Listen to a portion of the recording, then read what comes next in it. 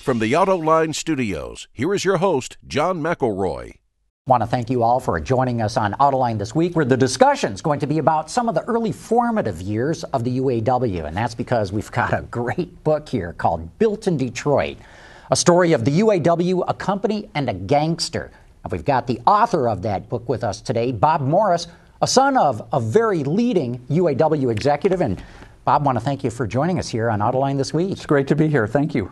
Also joining us today are Mark Phelan from the Detroit Free Press and Henry Payne from the Detroit News, and great having the both of you here, too. Thank you, John.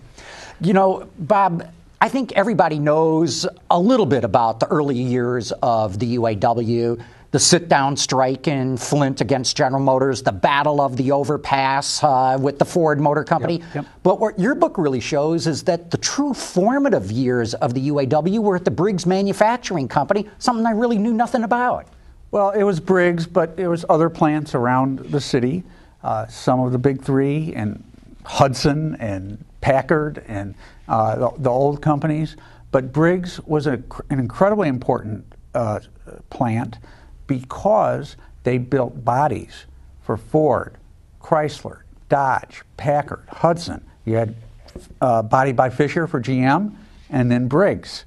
And so if something happened at Briggs, if there was a strike, they stopped auto production throughout. So it gave them great bargaining power. Incredible. Caused problems, too, because there'd be a lot of wildcat strikes, and that created other problems in the book. And Briggs had a level of hostility to unions that makes the stuff that we see in the news today look like child's play. Without a doubt. And, of course, the book, that's where the gangster comes in the book.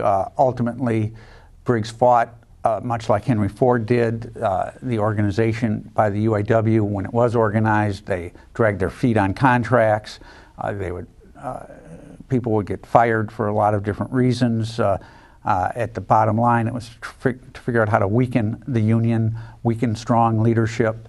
And so, yeah, it was a very ugly, and it grew into a very ugly situation. And your father, Ken, who was a formative figure in the UAW and plays a huge role in your book, of course, he received a savage beating. When Ken returned from World War II, he was elected by acclamation to a very high local union office. He had no enemies. And Ken was the kind of guy, about my size, he was not a muscle man in the union, was known as a peacemaker, if anything. He was the guy who could negotiate things, work problems out. Within a month after his return, he was beaten to within an inch of his life, fractured skull in a couple of places, broken arm, broken leg, back problems, injuries, all, it was amazing he survived. And this is where the gangster part of the story comes in, right? Exactly. This is underworld mafia figures hired by the company to go beat him within an inch of his life. Well, the company, and there was a corrupt UAW official here too, all got together and said the leader of Local 212 was a guy, the Briggs local, was a fellow named Emil Mazie. Emil would eventually, with Walter Reuther, be the top leaders of the UAW. And there were some people who were out to get Emil. And Briggs didn't want a strong, militant labor leader that they had to deal with. The funny part, though, when Briggs was organized in 1937, Emil Mazie sent pamphlets out to everybody saying, we have a contract. That contract means we have to cooperate with the company. So the labor guys felt that if they would cooperate and try to make sure their members would cooperate, but they expected the same in return. And no more wildcat strikes, basically, was what cooperating with the company meant, right? That's right. And there was sometimes these guys would strike. Briggs, it's important to mention, Briggs was a huge company. The main factory on the east side of Detroit on Mack Avenue stretched about a half a mile in length, employed upwards of 30,000 people.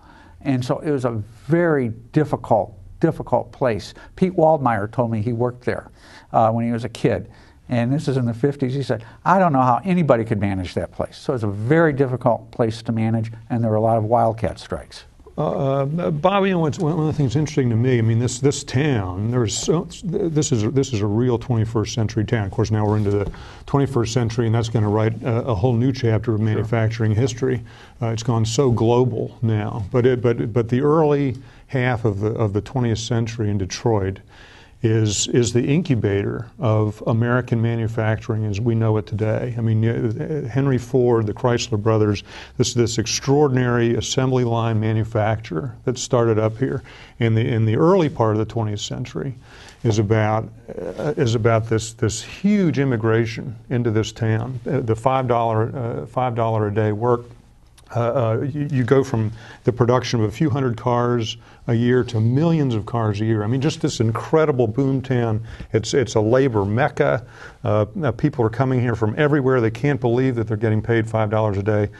Your book, and talking about the beginning of the labor movement post-war, well, really pre-war and in the mid-30s. Depends which war you're talking about, right? Yeah, that's right. Pre-war and then on into the 1950s, that labor attitude changes. So what is happening there in the middle part of the century that now is creating this adversarial relationship between labor and management that really hasn't gone away today? Well, I look at it a little bit differently. And I think when unions were legalized, with the Wagner Act, with the Roosevelt administration, there was a lot of hope that there would be, in a sense, a little bit of about what the ideal was at the Tennessee plant with Volkswagen, that there'd be work groups, work committees, and there'd be a very progressive way of dealing with labor management issues. And in fact, unfortunately, what happened is the companies really were just so anti-union, everything became adversarial, much more so than I think it's just a sad story about what happened, because it didn't have to be that way. Mm-hmm.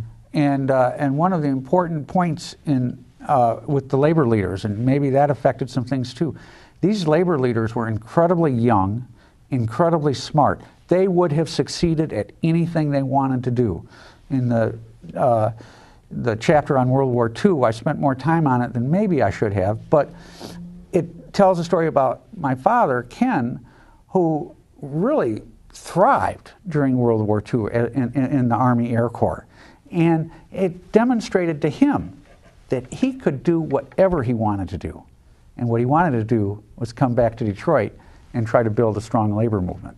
We talk about this adversarial relationship of capital versus labor, but I was very interested in reading how much internal warfare there was within the labor movement. I didn't know that there were two UAWs at one point, yep. One with the AFL, a different one with the CIO. As you mentioned, there was some pretty unsavory characters in the UAW as well. So that was a big eye-opener for me. It wasn't just labor versus the corporations. There were fights, deep fights, vicious fights, in fact, within the union itself. Deep fights, but also a lot of different men and some women, people who are ambitious, people who wanted to become president or move up within the union ranks. It's political. You get elected.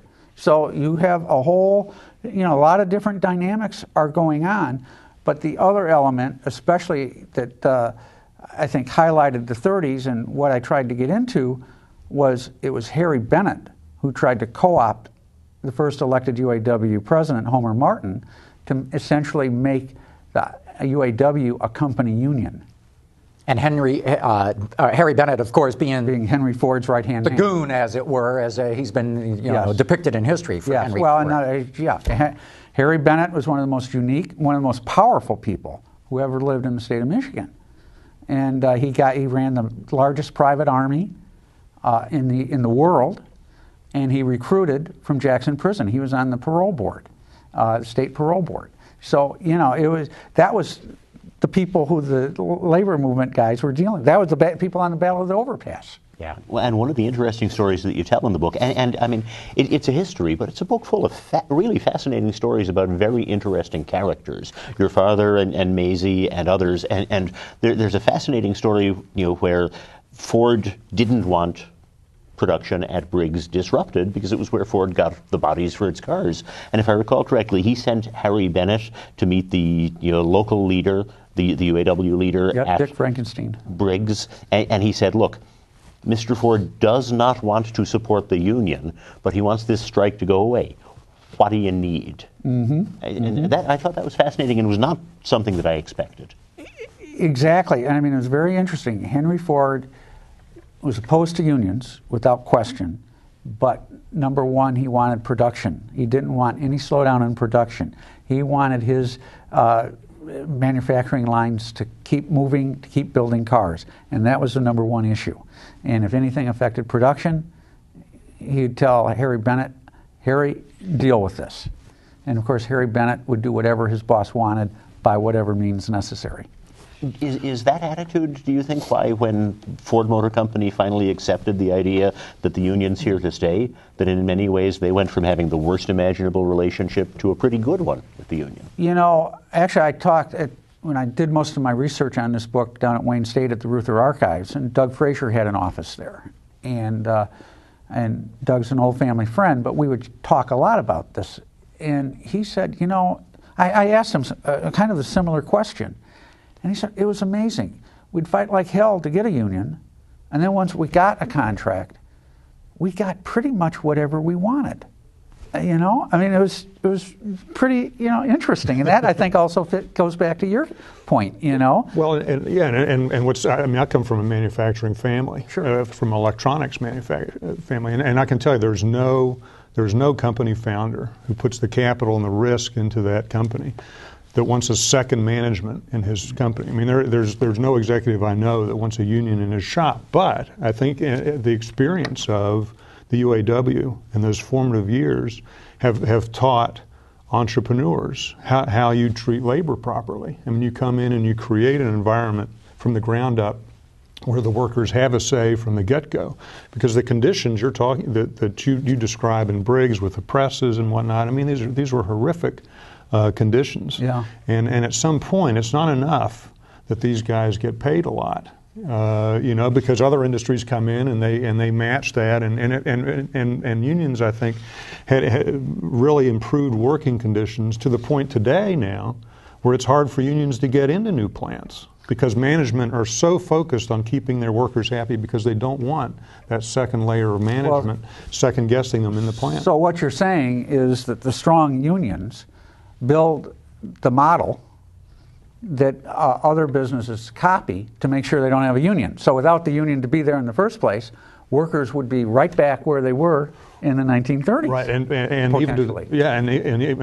I make the analogy of the civil rights movement, where the civil rights movement in this country redefined what civil liberties were for everybody, for women on through minorities, and today. The civil rights movement in many ways has been bastardized because the civil rights movement has had to find other ways to maintain power. And you see, and with the modern union, with the UAW, I think it's almost unrecognizable from some of the leaders that you described in the mid-50s. I mean, you got Bob King in recent months trying to unionize the VW plant with card check. I mean, that's the most anti-democratic way. I mean, the secret ballot. Well, that's certainly one interpretation of it, but it's not the only one. We could talk about Senator Corker, too. But card check. But you see what I'm saying? I mean, card check is inherently undemocratic. And here is Bob King working with management in the VW plant to try to get the union power in that plant. Just one thing that I think is very important. The UAW, I saw it with my father negotiating with a lot of different companies. 1979, Chrysler was about ready to go belly up. Yes, they got a government bailout, but without the UAW concessions, Chrysler would never have made it. The same is true. Look what Ron Gettelfinger did with General Motors, Ford, and Chrysler to make sure that we would still have a domestic auto industry. Well, we could debate all that too, because the union didn't start to give concessions until those operations were bleeding red ink. They were losing billions in North America, and it was only then that the union gave them the concessions. How much of that lays at the feet of the management teams that accepted the contracts that led to them to believe. Well, this is a point that Bob raises in the book, too. Yeah. Hey, management agreed to all this. But I'd point out, too, it was the 97 or the 98 GM strike when they had negotiated a piecework contract. The workers were getting their work done in 2 to 3 hours and going home. And General Motors said, wait a minute, we need you guys to work 8 hours. And then we're like, no, we're out of here. And they said, well, if you guys walk off, we're going to pull the dies out of the plant. The union said, you pull the dies out of the plant, we're going on strike. $3 billion in losses later, General Motors went, we got to cave. Yeah. We've got to cave. So I don't entirely buy the argument that, oh, this was just management, agreeing to this stuff. It took both sides to do it, no question. But John's right. I mean, it's the same in the airplane industry. I mean, you have so much capital flowing through these companies that work stoppages for public companies are crippling.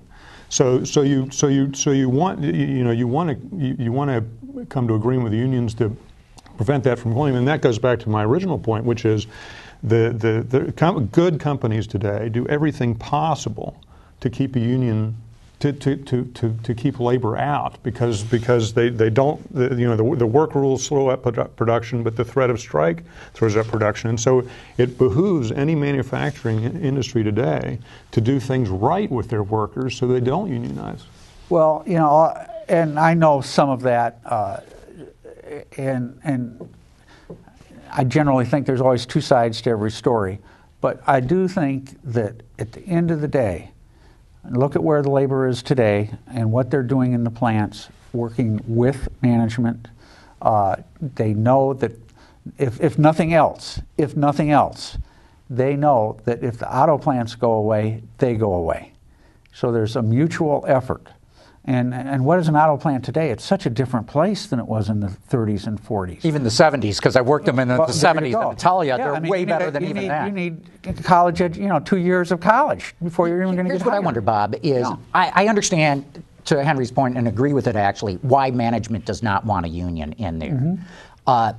What I don't understand, and maybe you can give us some insight here, why was Briggs so disrespectful of his workers? I mean, it's one thing to say we want, a flexible workforce. We want to keep our wages down, or certainly our labor costs down.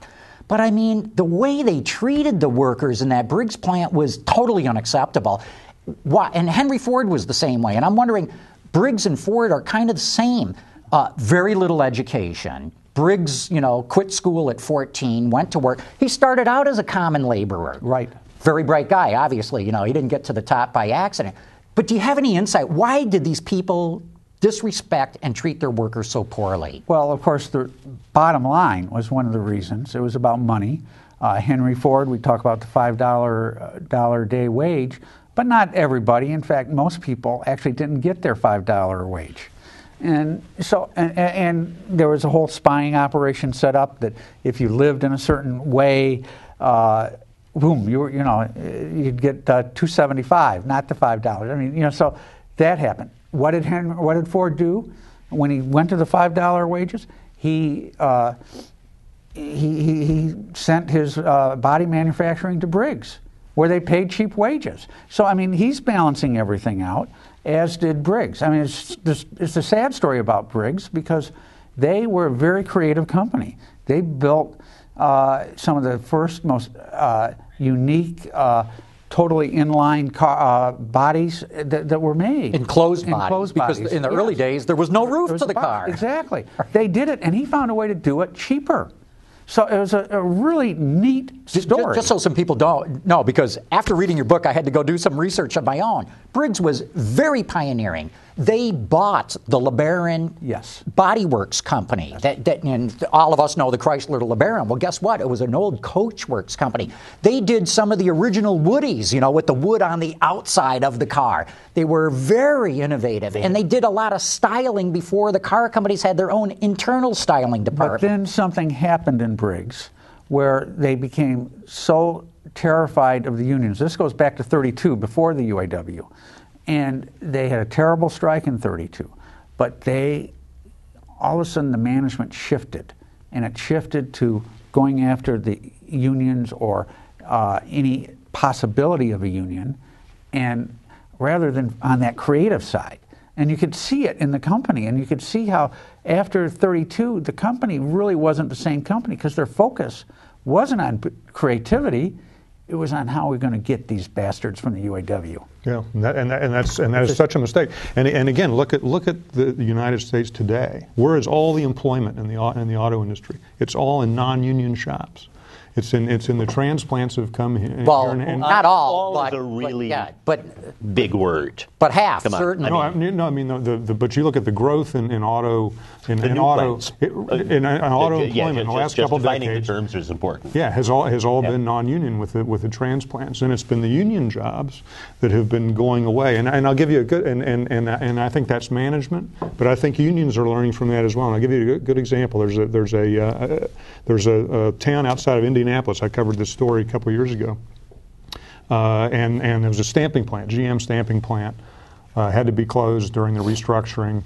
And J.D. Norman came in to take over the stamping plant. And they said, if we're going to keep this plant open, we're going to have to cut your wages in half to $16 an hour. And the union, because of the way the union had structured its national contract, the union voted to shut down that plant, eliminate 600 jobs.